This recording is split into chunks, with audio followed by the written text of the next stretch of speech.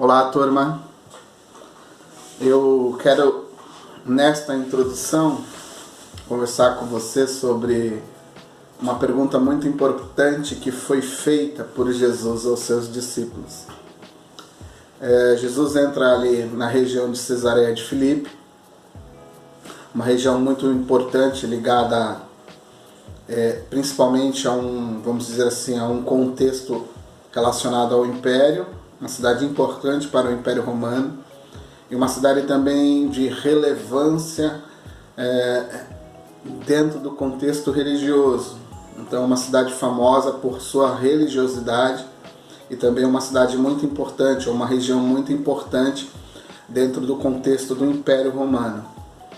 E Jesus, ao chegar em Cesareia de Filipe, ele reúne, ou está reunido com os seus apóstolos, com os seus discípulos, com os seus seguidores, e ele se dirige aos seus seguidores e faz a seguinte pergunta: quem o povo, a população, está dizendo acerca, o que, traduzindo assim de uma forma mais simples, Jesus está perguntando diretamente assim: o que a população está comentando, está falando acerca do Filho do Homem?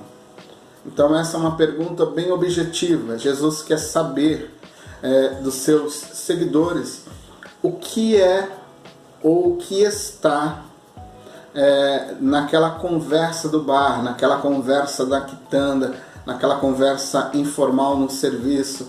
Jesus quer saber o que as pessoas estão conversando acerca dele, o que estão falando acerca dele.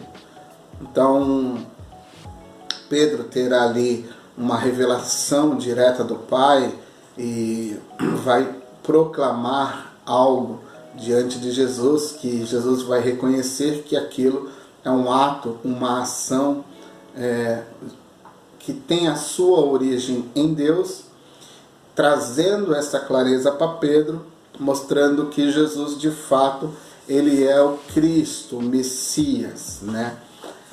Com base nessa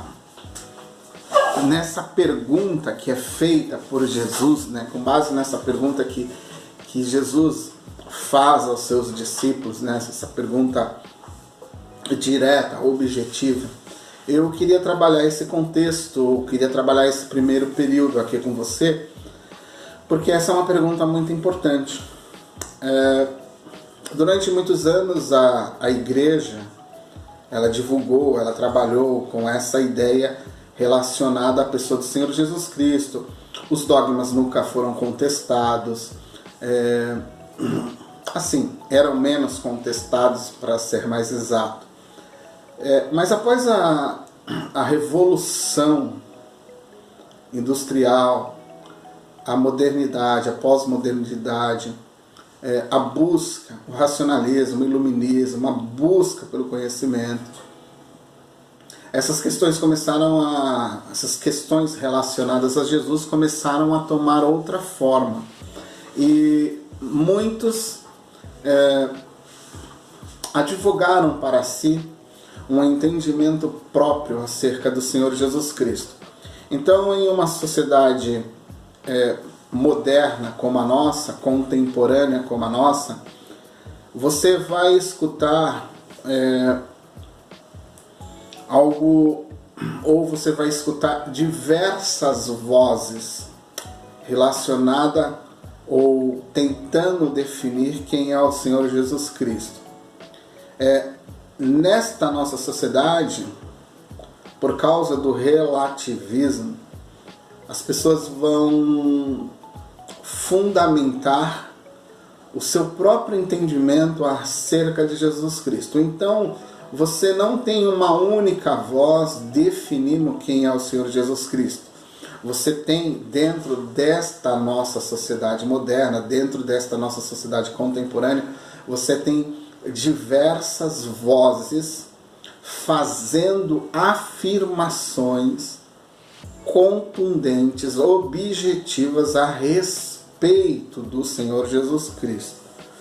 Então, várias pessoas dentro da nossa sociedade tem uma ideia, ainda que vaga ou bem fundamentada dentro do seu contexto doutrinário a respeito do Senhor Jesus Cristo. Então, na conversa informal, na conversa de bar, na mesa de um restaurante, num trabalho, numa padaria, num mercado, pode surgir uma conversa a respeito de Jesus. A grande questão é saber a que Jesus estamos tratando, se é de fato o Cristo revelado nas Escrituras ou o Cristo genérico, o Cristo fake, que ele é advogado, ele é proclamado a partir de um conceito totalmente estranho que não está diretamente relacionado com ele. Então essa pergunta a respeito de quem era Jesus é uma pergunta muito importante. Então você percebe que há uma confusão estabelecida quando você tenta trabalhar ou tenta definir quem é Jesus. Então, se você pegar, entrevistar 10 pessoas diferentes, de contextos diferentes ou ramificações religiosas diferentes, e você fazer a pergunta sobre quem é Jesus, você vai ter diversas respostas a respeito de Jesus. E eu vou te demonstrar somente algumas para você ter uma noção como essa questão ela é confusa para a nossa sociedade. Porque você tem diversas falas, diversas definições acerca de Jesus, que não corresponde ao texto bíblico, não corresponde à revelação acerca de Jesus Cristo. Deixa eu te dar um exemplo. Há um determinado grupo de pessoas onde você faz uma pergunta a respeito de quem é Jesus. Você pergunta para essa pessoa quem é Jesus, ou para esse grupo, e esse grupo vai definir que Jesus ele é um ser evoluído e também iluminado. Então, quando você vai conversar com este grupo ou com os adeptos deste grupo, este grupo é o grupo relacionado ao espiritismo kardecista, por exemplo. Quando você vai perguntar para um espírita kardecista quem é Jesus, ele, com base no seu contexto doutrinário, com base naquilo que aprendeu, com base na sua confissão de fé espírita, ele vai nos informar que Jesus é nada mais e nada menos que um espírito evoluído. Para este contexto religioso, Jesus não é um ser divino, Jesus não trabalha e não morre para perdoar pecado, para ser o sacrifício perfeito e estes outros contextos, no caso do cristianismo. Então, para um espírita, Jesus ele nada mais é que um ser humano que evoluiu, se tornou um espírito iluminado. Então, um ser evoluído, né? Um ser que conseguiu alcançar um patamar, né? Através das suas reencarnações. Ele conseguiu pagar os seus karmas, conseguiu evoluir ao ponto de ser um espírito iluminado, de referência e esse tipo de coisa. Se você perguntar para um outro grupo religioso quem é Jesus, você vai obter a seguinte resposta. Jesus, e nós já conversamos um pouquinho sobre isso, Jesus ele é a criatura mais sublime criada antes de qualquer outra criatura ou antes de qualquer coisa neste universo. Ele é o primeiro elemento, o primeiro agente dentro deste universo. O universo ainda nem existe e ele é criado antes de todas as coisas. Jesus, ele é um ser criado por Jeová, ou seja, a partir desta criação, Jeová cria Jesus e a partir de Jesus todas as demais coisas passam a existir.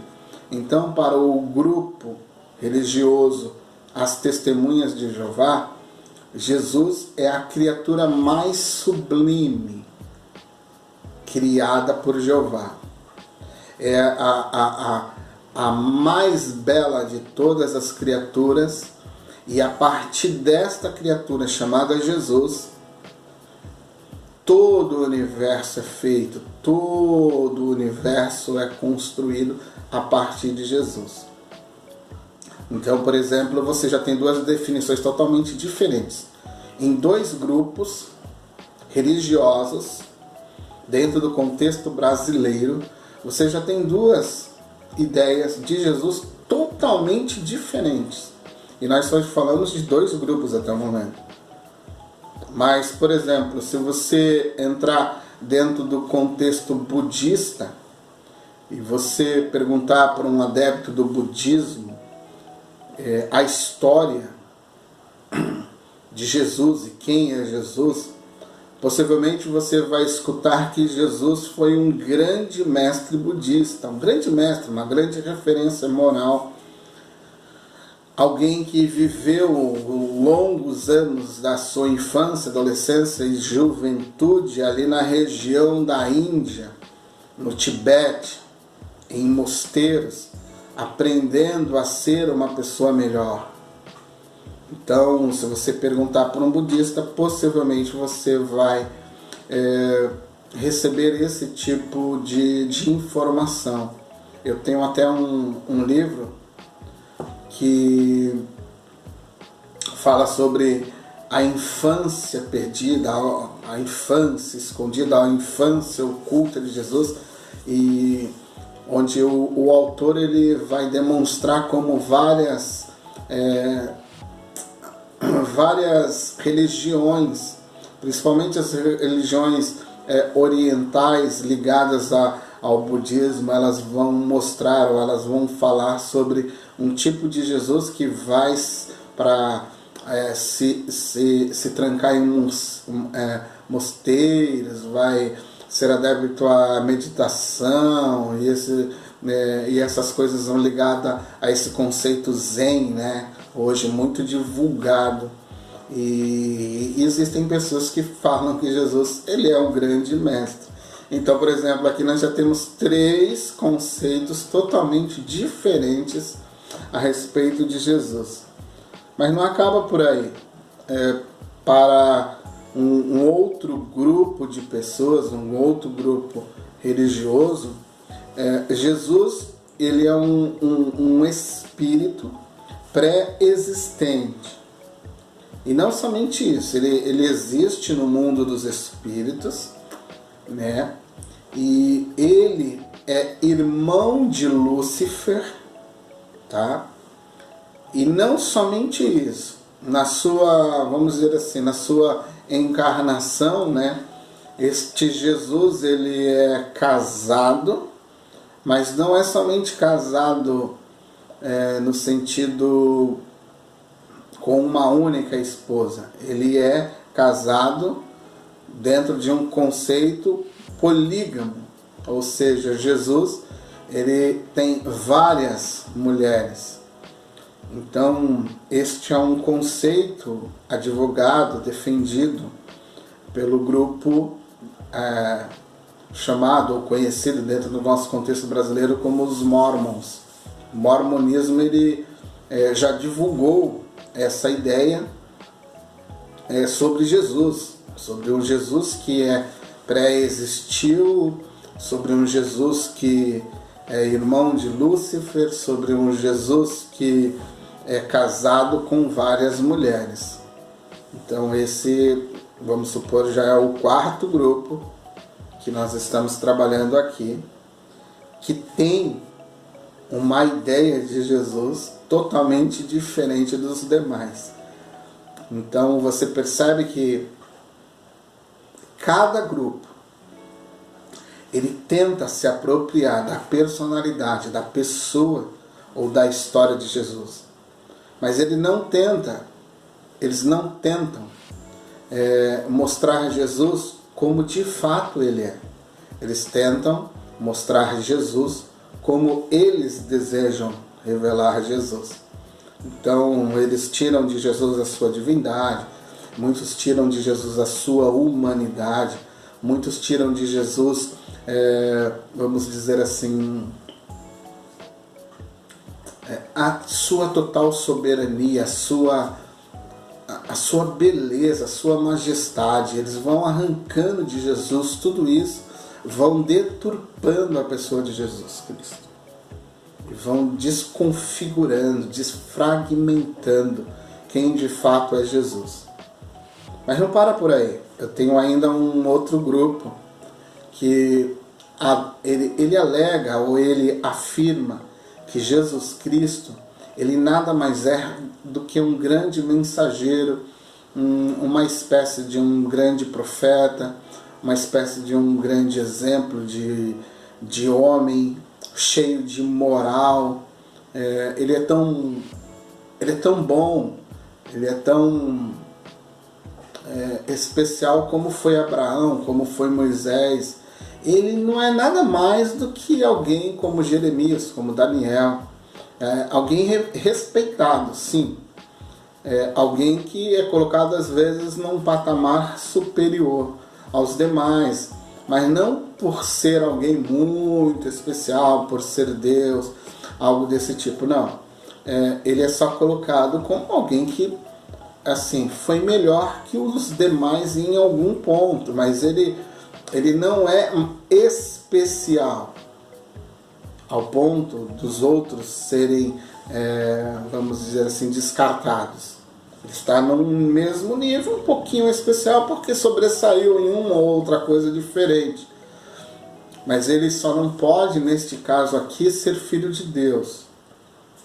Ele é um grande mensageiro, ele é um grande profeta, porém ele não é divino, porém ele não é o filho de Deus, ele é filho de Maria, ele é respeitado, ele é até, assim, divulgado, só que como um grande homem, como um grande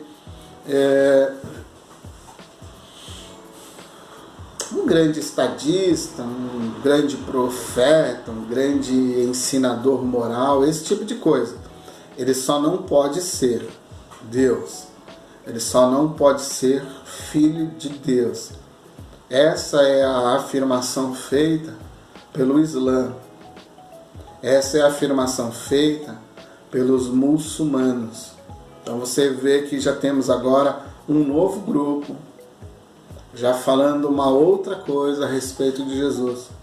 Um conceito semelhante, não igual, mas muitas vezes também denunciado como um tipo de charlatismo, mas também muitas vezes reconhecido por causa da pressão externa, por causa da pressão e das evidências também. Mas o judaísmo também vai ter Jesus como um grande profeta, como um grande homem, como um grande rabi, porém ele não é em nenhuma circunstância Deus ou Filho de Deus. Então, dentro desse contexto, você já tem um novo grupo falando uma outra coisa a respeito de Jesus.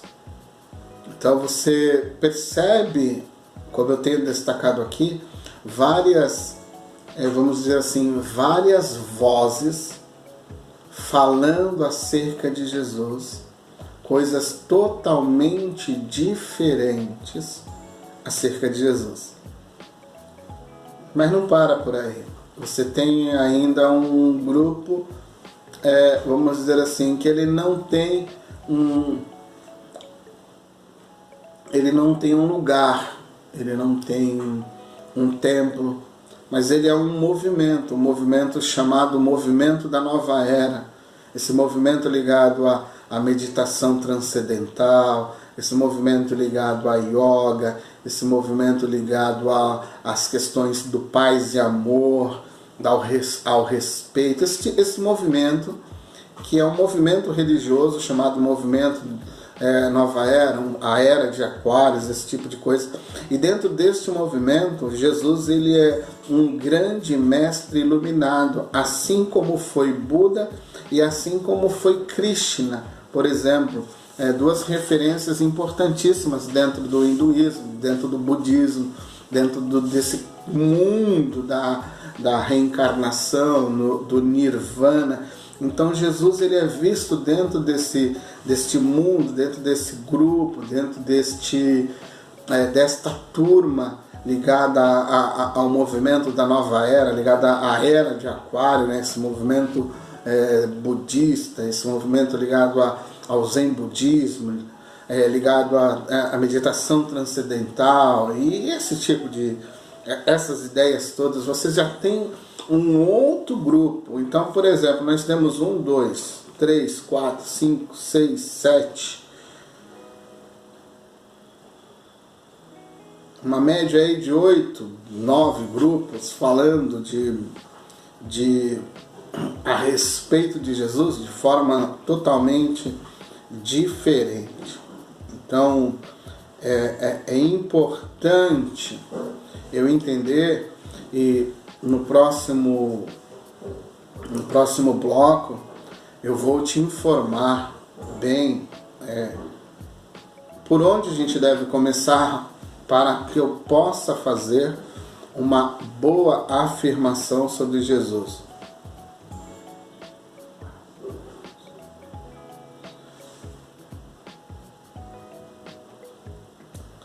Eu quero agora trabalhar com você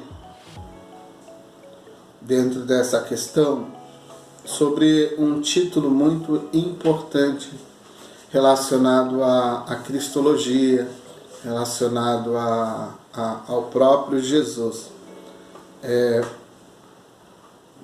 Dentro desse aspecto, né, dentro desse contexto, onde a gente tenta definir quem é Jesus, é importante você entender que o termo Cristo, ele é uma tradução para o idioma grego, ali dentro do primeiro século.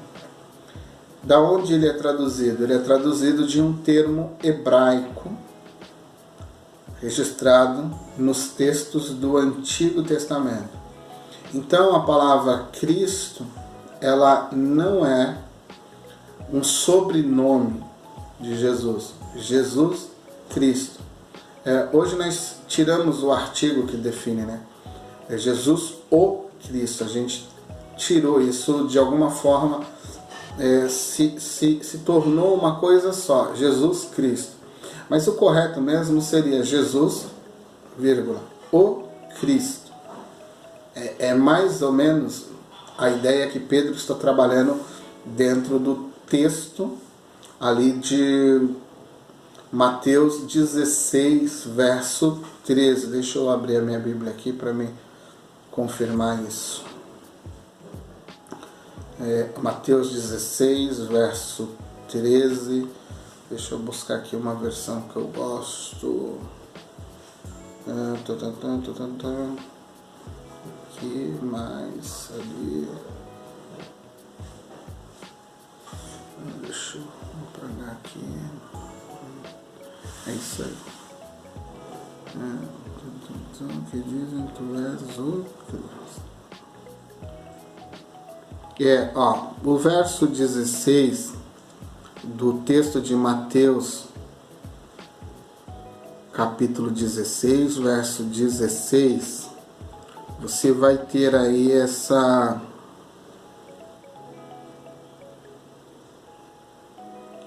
ideia que eu estou falando. Você tem aí a resposta de Pedro dentro desse contexto, onde Pedro diz: tu és o Cristo. Então Pedro está apontando, Pedro está definindo, Pedro está nesta revelação do apóstolo Pedro, eu tenho carregada nela um grupo, ou vamos dizer assim, vamos definir como um grupo de textos específicos dentro do Antigo Testamento que vão gerar, que vão criar uma expectativa que é denominada uma expectativa messiânica. Então, nesta fala de Pedro, você tem a definição ou o entendimento de que Jesus é o cumprimento, aquele que vem cumprir toda aquele grupo de textos que estão dentro do Antigo Testamento, chamado profecias messiânicas. Dentro deste grupo há um apontamento para Jesus. Eles estão apontando uma pessoa específica. Então esse grupo de texto dentro do Antigo Testamento é chamado um grupo de texto de profecias messiânicas. Daí surge a palavra Messias, o escolhido, alguém que virá trazer libertação para o povo judeu. Então, para você entender um pouquinho o contexto e entender a preciosidade da fala de Pedro neste contexto de Mateus, você deve entender que no primeiro século, não só no primeiro século, mas você tem possivelmente um período de 400 anos, aquele período que você já deve conhecer, o período intertestamentário, onde os profetas cessaram a sua voz entre ou dentro do povo após o exílio. Então você tem alguns profetas falando após o exílio, depois eles vão parar, eles vão eles vão ser silenciados. Deus não vai se comunicar mais com o seu povo por intermédio dos profetas. Então o que vai ocorrer? Após o exílio e a voz do profeta ou dos profetas serem silenciadas, o povo judeu, ainda que debaixo de um governo, que debaixo de subjugado por outros impérios, eles vão desenvolver um apego por seguir a lei. Então eles vão passar a honrar e a seguir a lei. Então eles vão criar nesse período as sinagogas, eles vão criar nesse período as salas de ensino, e ali eles vão começar a meditar nestes textos que já estão finalizados, eles vão começar a olhar os profetas, e eles vão identificar nesses textos pequenos trechos relacionados a uma pessoa específica.